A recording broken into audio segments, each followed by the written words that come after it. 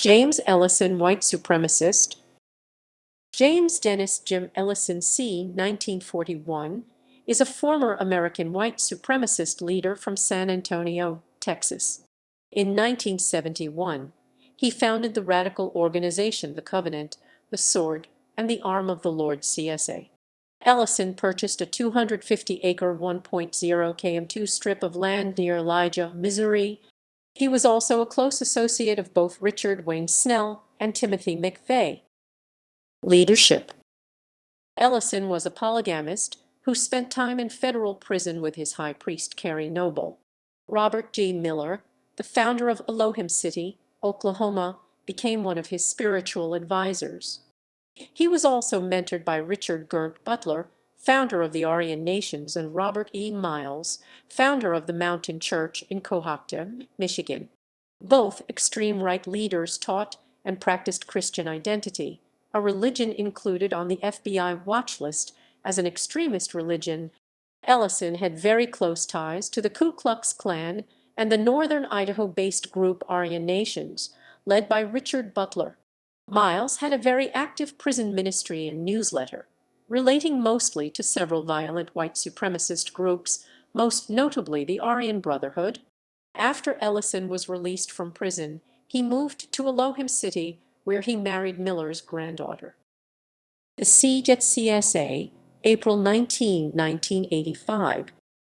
The ATF set up what is thought to have been a group of around 300 federal agents in Elijah, having them pose as fishermen because the area was a common destination for anglers.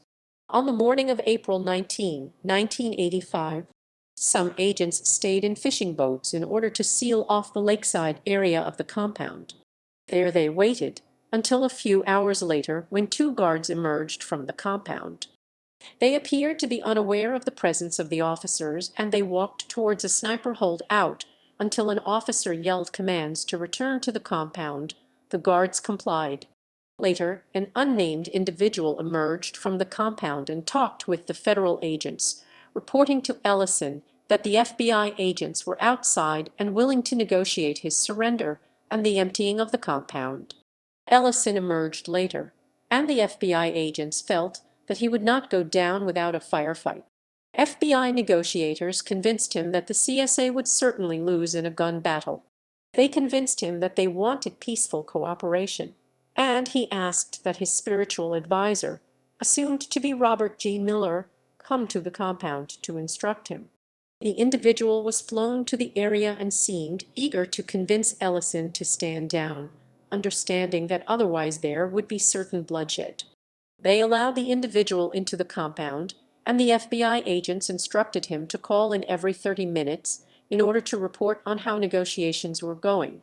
U.S. Attorney and future Arkansas Governor Asa Hutchinson, who would later go on to successfully prosecute Ellison and other leaders of the CSA, put on an FBI flak jacket and entered the compound in order to personally join in the negotiations, ultimately leading to a peaceful conclusion to the armed standoff. After several calls requesting more time, early on the morning of the fourth day of the siege, Ellison, his command, and all of the males in the compound emerged and surrendered themselves to authorities. Charges.